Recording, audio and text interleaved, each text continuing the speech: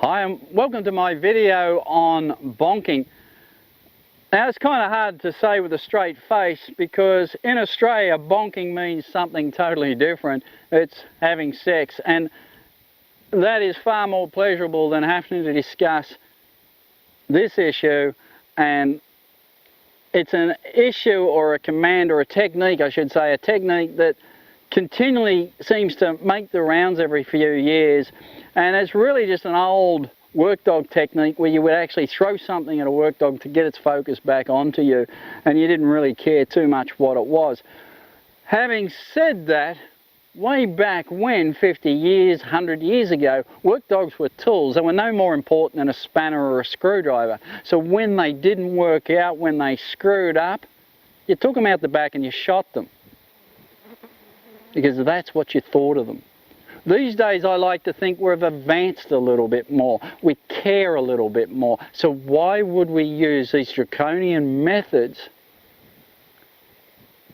to train a dog? If a dog has a bad habit, we created it. If a dog's not doing what it's told, it's our fault. If a dog's being a shit, we went wrong. If a dog's not listening to us, it's because we're not communicating, or we're unable to communicate, or we're simply saying to the dog, you can't trust us, and the dog's trying to make the decisions. But a dog can't make human decisions. It's a dog. That's our job. And to throw things at a dog, to hit a dog over the head with objects, and you try to wrap it up in a marketing package of it's just come out of the dryer, this nice, soft, fluffy, warm, fuzzy feeling cotton towel. So you wrap it up into a bat and tie some tape around it and beat your dog with it. And you call it progress. You call it humane. And it's not. It's a marketing gimmick to get somebody attention. It's a marketing gimmick to make somebody rich. It's a marketing gimmick that damages dogs and gets people bitten and gets dogs put to sleep. There is no need to hit your dogs. There's no need to throw objects at your dog. If you want your dog to exhibit good behaviours, train it. If you want to correct bad behaviours in your dog, which you caused, not your dog, you caused them, train them properly. And if you can't get it, if you can't do it, get somebody that can. But these gimmicks are gimmicks, and they mask the issues, they don't correct them.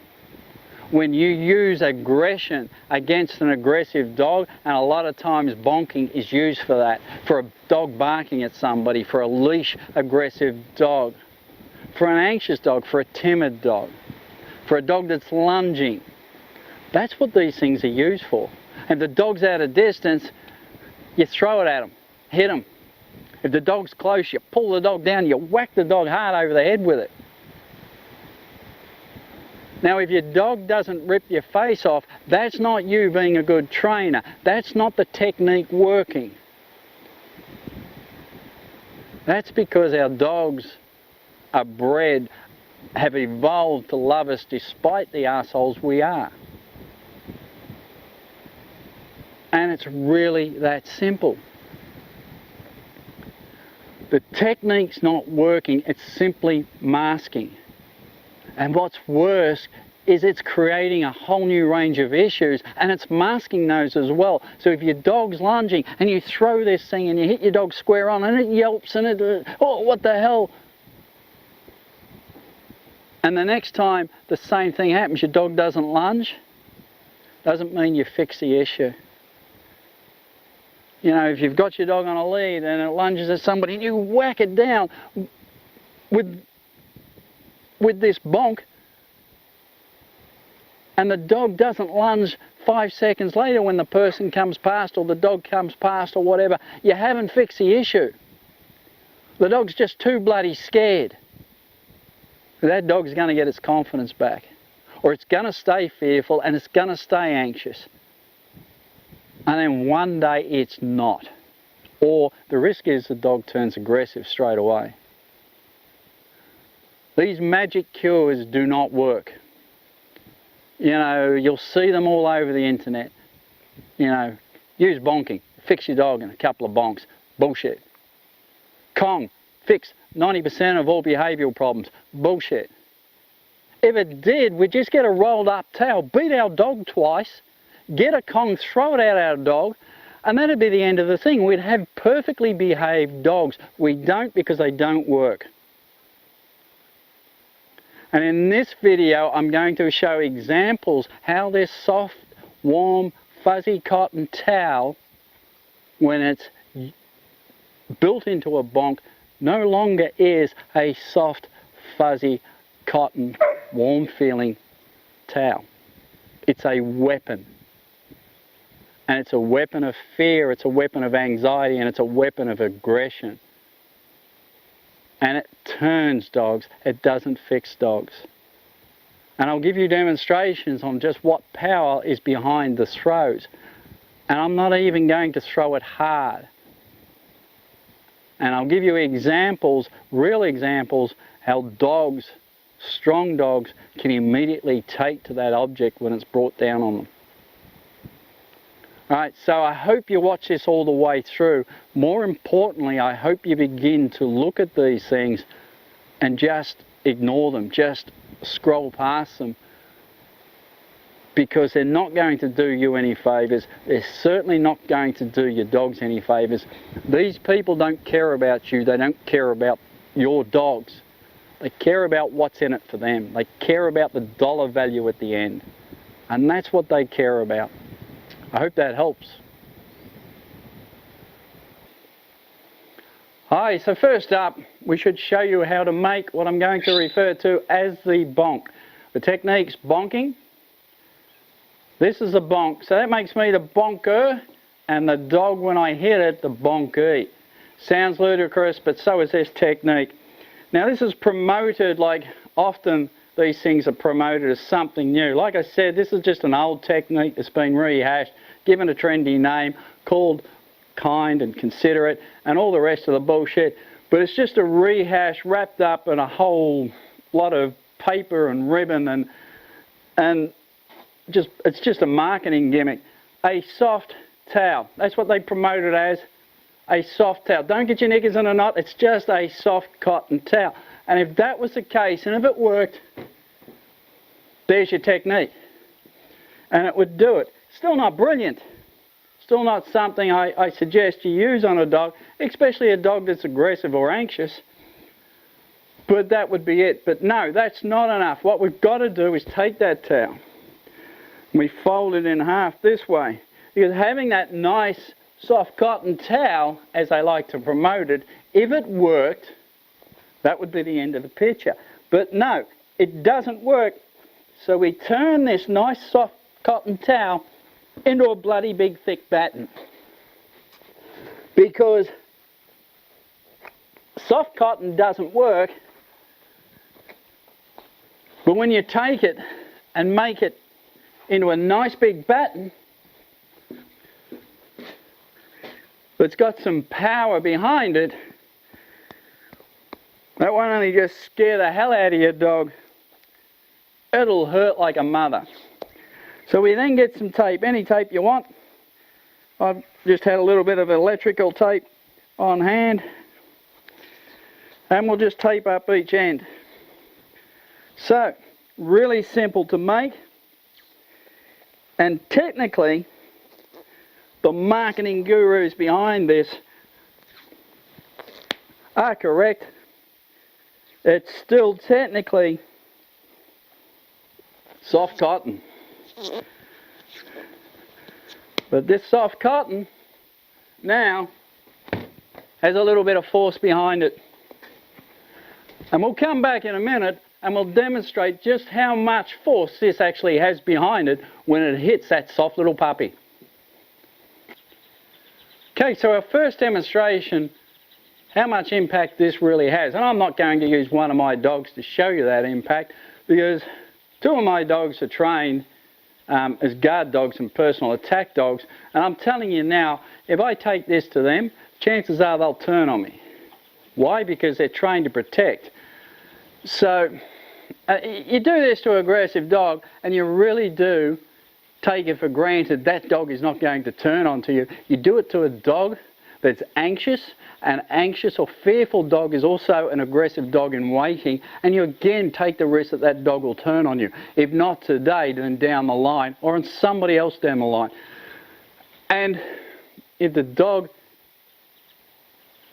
isn't fearful, isn't aggressive, and isn't anxious, you run the risk of turning it into one of all of those things. So over here we have a bucket, and this bucket's full of water, so it's around about 10 kilograms in weight, and I'm standing a good 10 feet from it, and I'm only going to just fairly softly throw this, and we'll get an idea of the impact. And that is your soft cotton towel.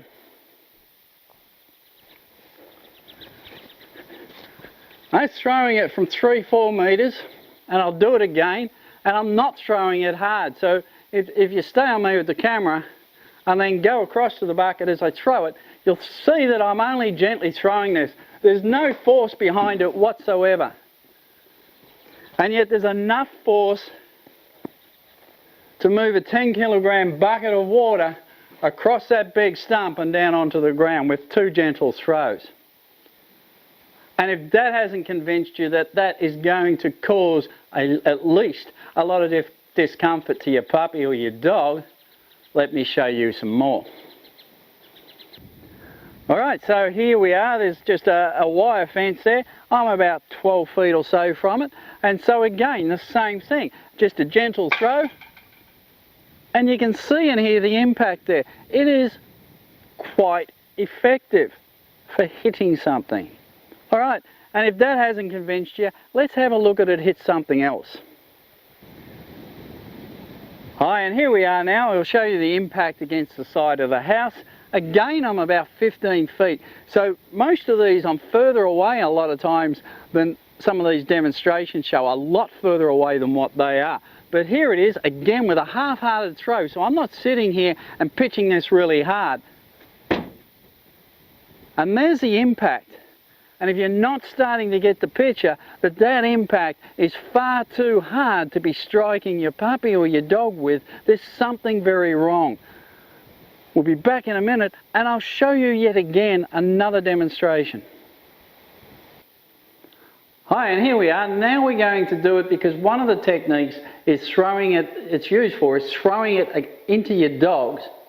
Hitting your dogs with it if they're standing at a door, paying too much attention to the door, or somebody's knocking, they're barking, whatever, or they want to rush out a door. So again, this is a door. It's a dead-bolted door. It's a solid door because it's a gun room behind there.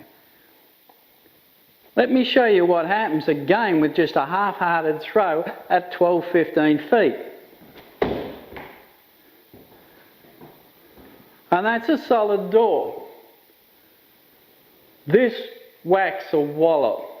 When you fold it tightly, when you tape it, it really isn't just a soft cotton towel. It sounds all gooey, it sounds all nice, but it's not. The other thing that was used in the old days was a rolled up newspaper or a magazine. Why did they roll it up? Because it impacts so much harder. Hit yourself with a newspaper when it's open, roll it up and whack it down onto a bone and see the difference. It's the same thing when you do this to the towel. There's nothing nice about it. It's not life-saving. It causes massive problems. And this is just one of the techniques, is to throw it. And I'll demonstrate some of the other things that are taught with it very soon. Okay, so we've seen one of the techniques that the bonk is used in. So with bonking, one of the techniques is to grab this rolled up thing and throw it and hit your dogs or dog with it. And as you saw, it has quite an impact. It sort of loses that soft cottony, gentle towel feeling to it when it impacts. And I was throwing it at a further distance that a lot of these people do, and softer than what a lot of people do as well. So you get an idea of the impact. The second way this is used is when the dog is on lead, when the dog's next to you, under your control, and it's doing something that you don't like. Instead of taking the time to train it, you roll up this nice little gentle, soft, cotton, warm, fuzzy towel into a baton and you beat your dog with it. And that's the nicest way to say it. You punish and you beat your dog with it. So if a Kuma here, say, was lunging and biting, you know, at somebody, snapping at somebody, lunging, barking, carrying on his lead, for instance. It may be a rabbit or a squirrel. He may be a bit leash aggressive. Something like that. Instead of training that, I grab this. I grab the dog and I bring him in, often bringing him down. Why do they bring him down a lot? They bring him down a lot because it saves the dog tearing their face off. You got a little bit more control when the dog's back down here. So you don't get to see the dog either take off looking for flight response, trying to get away from it, and then turning back and snapping, or going straight to aggressive mode because the dog's better controlled down here. Most of these people don't even have the guts to stand up there with a decent sized dog and try doing it. Perhaps stick them in a cage with a wolf and get them to go whack the wolf around the side of the face and see how well that goes for them. So they put the dog down here just to be a little bit more pathetic about it. And then they get this soft cotton towel, warm and fuzzy, straight out of the dryer, and they beat down on the dog. And that's what they do. Now if I did this to this dog's trained. This dog, even with me, is likely to go off his tree because that's what he's trained to do.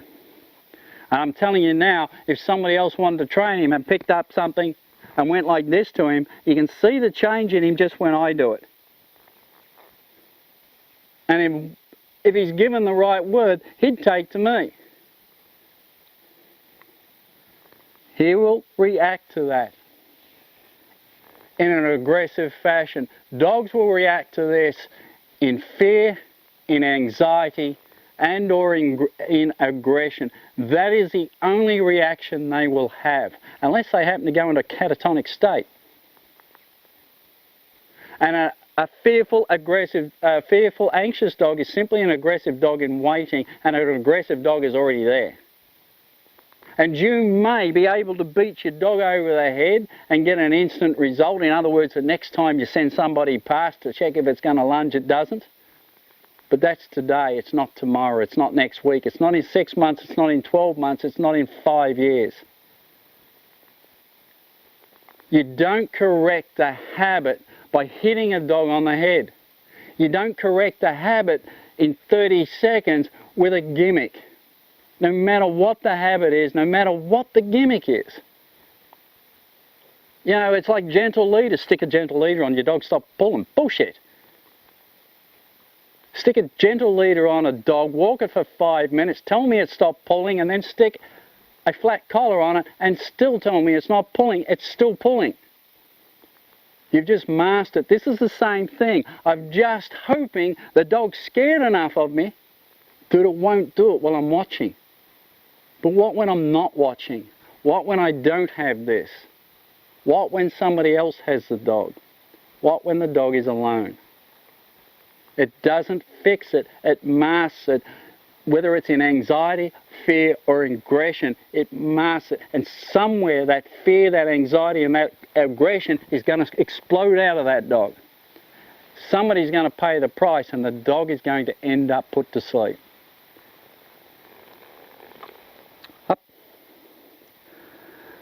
One of the reasons you should never hit your dog, you should never pat your dog over the head, or allow people to, is dogs instinctively don't like it because it's dominant behaviour to a dog. If one dog wants to dominate another dog, one of the things they'll do is this. So when we do it, if the dog doesn't explicitly trust you, it doesn't like it. This is why you should always approach a dog and pat it from underneath. And if you're not sure of the dog, you either should do it this way with your palm down, or this way with the other hand over to protect your veins. If you're not sure of the dog, as a protection thing. But you pat it under. A dog can follow. A dog's going to be much more settled. Doesn't mean you won't get bitten if the dog's that way inclined. That's why you shouldn't just pat strange dogs. But you definitely should never allow anybody to come over the top of your dog's head. And you can often tell if a dog has been beaten around the head, because if they have, as you go to touch them, they will come off to one side. They will lean off to one side. I can't get him to do it because he's not beaten around the head, and he's a pretty strong dog. So, but they will lean. So if you go to pat on, you'll get a dog that'll do this. It's trying to shy away. Normally, a dog he'll drop his head because he's submitting to me. He's quite happy for me to come up above his head because he trusts me. If a dog follows your hand up this way, then a dog really doesn't like it behind the head. And you run the risk of being bitten. The reason the dog's following you is it doesn't trust you, doesn't trust the hand. If a dog tries to go off a little bit to the side, then the chances are that dog is being whacked around the muzzle or around the head. And it doesn't like it. This creates fear, or aggression, or anxiety, or all three. It also begins to create fear of the hand. You can see this dog, he doesn't like it. He doesn't chew anything. Absolutely nothing. He's never chewed anything in his life. I raised it against him. He doesn't like it. He trusts me, but he doesn't trust this. And we'll give you a demonstration. We'll come back in a moment and we'll see what happens. Alright, so this dog is a trained guard dog, and he's also a personal protection dog. So he's trained well enough that he'll sit here dead calm with me until somebody goes to pull a weapon or somebody goes to raise their hand in an aggressive fashion, and then he'll just go. All right? I don't actually have to give him a command. He will go dependent on the situation. So he's taught to think for himself. He's taught to react. He also has on-off words, so I can send him out and so forth. But he will actually react. Now, this dog trusts me implicitly. He has to, and I trust him. I have to. But I can tell you now, I run a real risk if I come at him with an object and he starts perceiving me as a danger, because his training will kick in.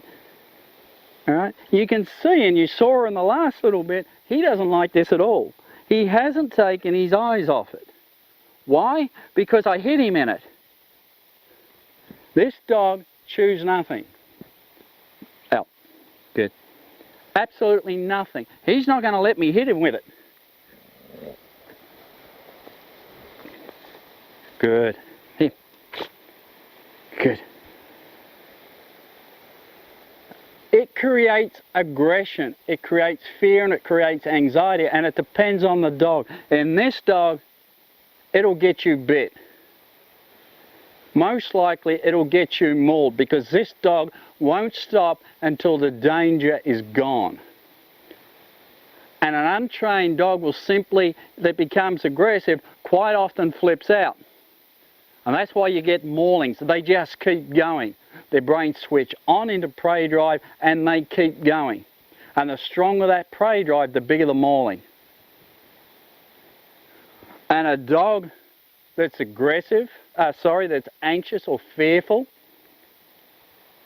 will cower away and try and get away. Take that away, give them no option. That fear, that anxiety will turn into aggression, and you'll get a dog that will then turn on you.